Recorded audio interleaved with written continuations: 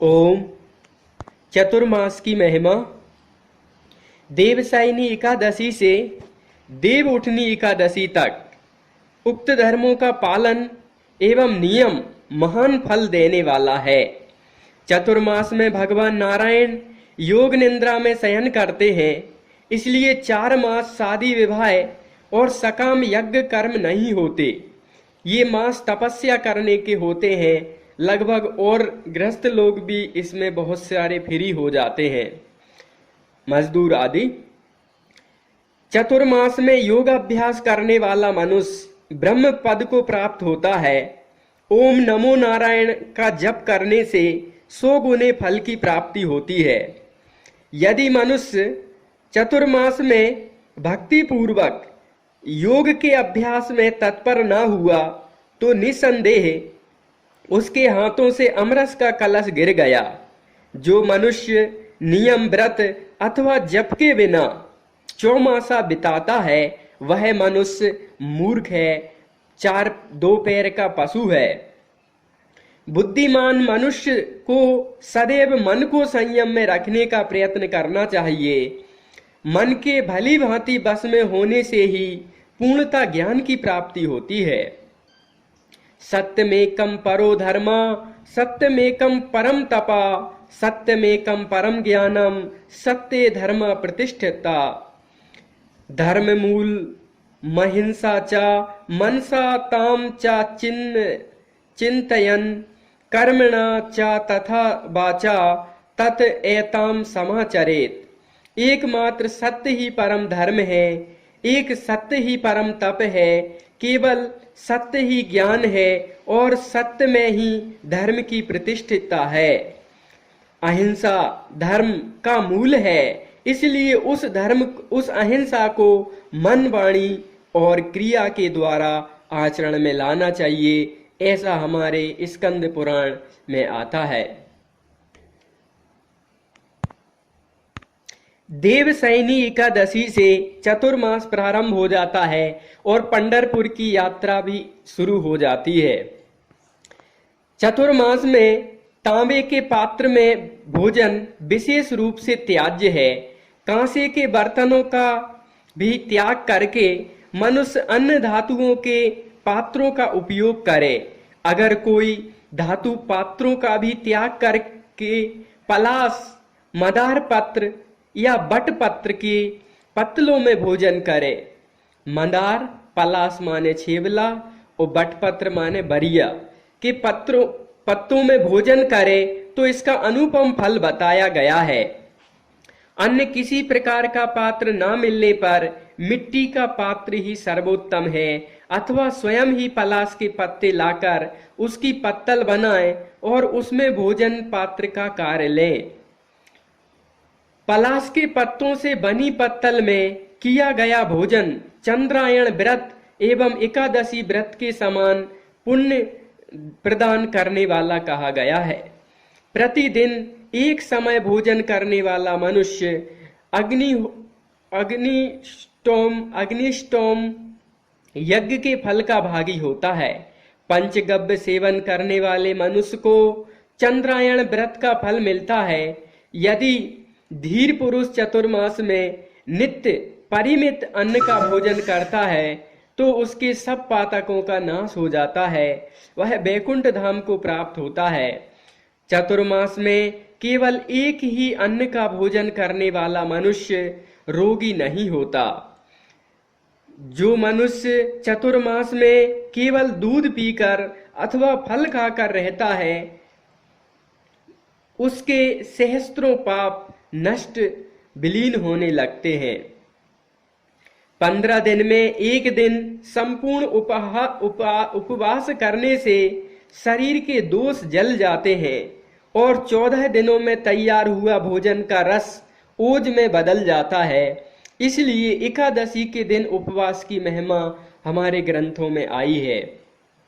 वैसे तो गृहस्थ मनुष्य को केवल शुक्ल पक्ष की एकादशी रखनी चाहिए, किंतु चतुर्मास की तो दोनों पक्षों की एकादशी रखनी चाहिए। शुक्ल पक्ष की एकादशी मनुष्य गृहस्थ रखे कृष्ण पक्ष की ना रखे, उसकी जगह अमास या पूनम का भी रख सकता है, तो माह में 2 व्रत हो जाएंगे। जो बात करते हुए भोजन करता है उसके वार्तालाप से अन्न अशुद्ध हो जाता है, वह केवल पाप का भोजन करता है। जो मौन होकर भोजन करता है वह कभी दुख में नहीं पड़ता। मौन होकर भोजन करने वाले राक्षस भी स्वर्ग लोक में चले जाते हैं। यदि पके हुए अन्न में कीड़े मकोड़े पड़ जाएं तो वह अशुद्ध हो जाता है। यदि मानव उस अपवित्र अन्न को खा ले तो वह दोष का भागी होता है। जो नरश्रेष्ठ प्रतिदिन ओम प्राणाय स्वाहा, ओम अपानाय स्वाहा, ओम व्यानाय स्वाहा, ओम उदानाय स्वाहा, ओम समानाय स्वाहा इस प्रकार प्राणवायु को 5 आहुतियां देकर मौन होकर भोजन करता है, उसके 5 पातक निश्चय ही दूर होने लगते हैं। चतुर्मास में जैसे भगवान विष्णु आराधनीय हैं, वैसे ही संत ब्राह्मण भी भादो मास में आने पर उनकी आराधना पूजा होती है। जो चतुर्मास में भगवान विष्णु के आगे खड़ा होकर पुरुष सूक्त का पाठ करता है उसकी बुद्धि भी बढ़ती है। चतुर्मास में विष्णु भगवान और उनके भक्त ब्राह्मण संत आराधनीय हैं, परंतु वो आराधनीय हैं जो विद्वान, त्रिकाल संध्या और गुटखा बीड़ी आदि व्यसनों से रहित हों, जिन्हें शौक भगवान की भक्ति प्रीति परोपकार का हो, ना कि चाय गुटखा बीड़ी का। चतुर्मास सब गुणों से युक्त समय है। इसमें धर्म युक्त श्रद्धा से शुभ कर्मों का आचरण करना चाहिए। सत्संगे द्विज भक्तिश्चा गुरुदेवाग्नि तर्पणम गो प्रदानम वेद पाठा सत्क्रिया सत्य भाषणम गो भक्तिर्दानम भक्तिश्चा सदा धर्मस्य साधनम। सत्संग, भक्ति, गुरु, देवता और अग्नि का तर्पण, गोदान, वेद पाठ, सत्कर्म, सत्य भाषण, गो भक्ति और दान में प्रीति, ये सब सदा धर्म के साधन हैं जो गृहस्थ मनुष्य को करने चाहिए। आषाढ़ के शुक्ल पक्ष में एकादशी के दिन उपवास करके मनुष्य भक्ति पूर्वक चतुर्मास व्रत आरंभ करे। 1000 अश्वमेध यज्ञ करके जिस फल को पाता है वही चतुर्मास व्रत के अनुष्ठान से मनुष्य प्राप्त कर सकता है। 1000 अश्वमेध यज्ञ और चतुर्मास का नियम संयम। इन 4 महीनों में ब्रह्मचर्य का पालन, त्याग, पत्तल पर भोजन, उपवास, मौन, जप, ध्यान, स्नान, दान, पुण्य कर्म आदि विशेष लाभप्रद होते हैं। व्रतों में सबसे उत्तम है ब्रह्मचर्य का पालन। ब्रह्मचर्य तपस्या का सार है और महान फल देने वाला है। ब्रह्मचर्य से बढ़कर धर्म दूसरा नहीं है। विशेषता चतुर्मास में यह व्रत संसार में अधिक गुणकारक है। मनुष्य सदा प्रिय वस्तु की इच्छा करता है। जो चतुर्मास में अपने प्रिय भोगों का सदा का श्रद्धा एवं प्रयत्न पूर्वक त्याग कर देता है, उसकी त्यागी हुई ये वस्तुएं उसे अक्षय रूप में प्राप्त होती है। चतुर्मास में गुण का त्याग करने से मनुष्य को मधुरता की प्राप्ति होती है। तांबूल का त्याग करने से मनुष्य भोग सामग्री से संपन्न होता है और उसका कंठ सुरीला होता है। दही छोड़ने से मनुष्य गोलोक को प्राप्त होता है। नमक छोड़ने से सभी पूर्त कर्म, परोपकार संबंधी कर्म सफल होते हैं। जो मौन धारण करता है उसकी आज्ञा का कोई उल्लंघन नहीं करता। चतुर्मास में काले एवं नीले वस्त्रों को त्याग देने चाहिए। नीले वस्त्र को देखने से जो दोष लगता है उसकी शुद्धि भगवान सूर्य नारायण के दर्शन से होती है। कुसुम, लाल एवं लाल रंग व केसर का भी त्याग कर देना चाहिए। नीला काला विशेष तौर पे। आषाढ़ मास के शुक्ल पक्ष की एकादशी को श्री हरि के योग निद्रा में प्रवृत्त हो जाने पर मनुष्य 4 मास अर्थात कार्तिक मास तक भूमि पर शयन करे।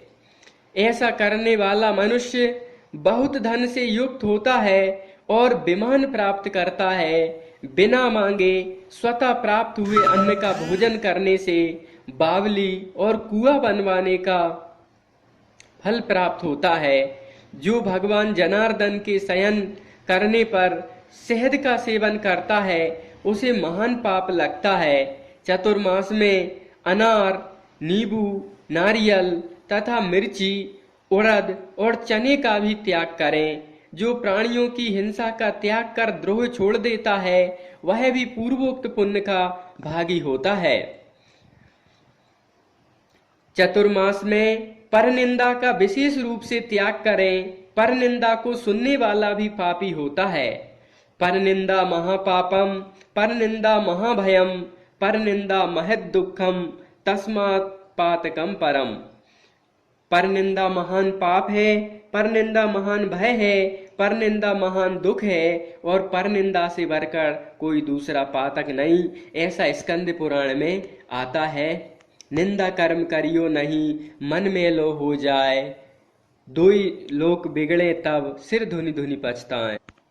ब्रेड खाना, ब्रेड टोस्ट, ये स्वास्थ्य के लिए बड़े हानिकारक हैं, खतरनाक हैं। कई बीमारियों के साथ ये कैंसर को बुलावा है। Centre for science and environment CSE के एक अध्ययन के से सामने आया है कि ब्रेड से कैंसर का खतरा बढ़ता है। ब्रेड बनाने में पोटेशियम ब्रोमेट और पोटेशियम आयोडेट नामक घातक रसायनों का प्रयोग होता है। पोटेशियम ब्रोमेट पेट दर्द, दस्त, मिचली, उल्टी, गुर्दे की खराबी, किडनी फेल्यूर, अल्पमूत्रता, पेशाब न बनना, बहरापन, चक्कर आना, उच्च रक्तचाप, केंद्रीय तंत्रिका प्रणाली का अवसाद, रक्त में प्लेटलेट्स की कमी आदि बीमारियों को पैदा करता है।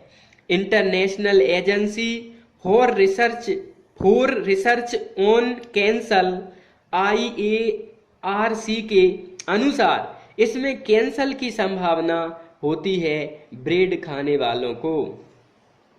इतना ही नहीं, यह रसायन आटे में पाए जाने वाले विटामिन, फैटी एसिड्स आदि पोषक तत्वों को घटाकर पोषकता को कम कर देता है।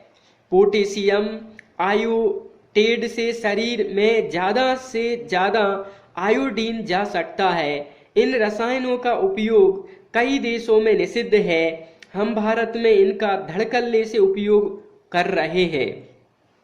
ब्रेड के अलावा अन्य बेकरी उत्पादों में भी इन रसायनों का प्रयोग किया जाता है।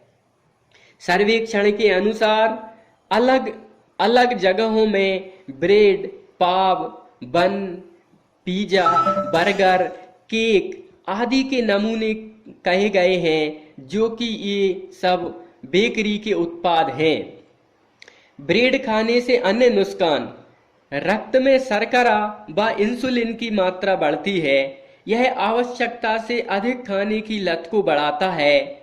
ब्रेड में ग्लूटेन नामक प्रोटीन पाया जाता है जो आंतों की दीवारों को क्षतिग्रस्त करता है, जिससे पेट में दर्द और कब्ज होता है। यह पोषक तत्वों के अवशोषण को रोकता है। ग्लूटेन की एनर्जी मस्तिष्क से जुड़ी बीमारियों, विखंडित मानसिकता और सेरेब्रल अटैक्सिया का भी कारण हो सकता है।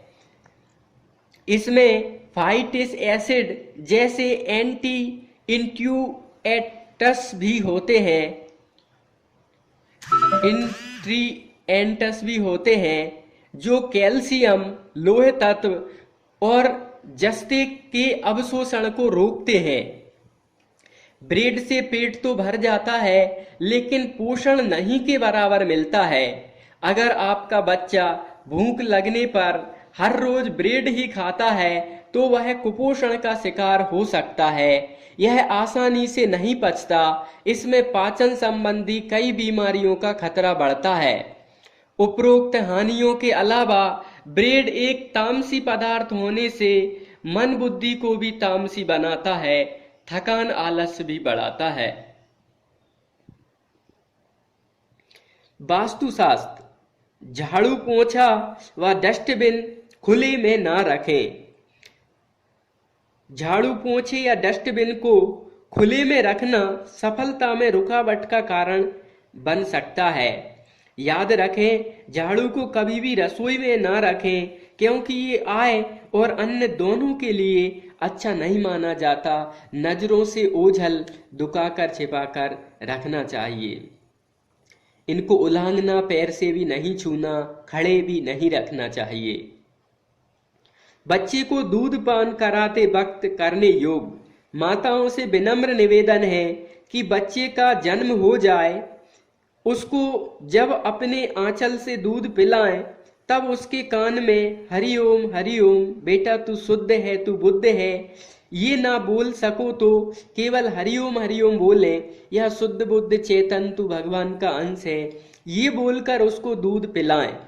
तो बच्चा जहां भी पहुंचेगा उसके श्वास प्रश्वास रक्त के कण कण में हरि ओम का नाम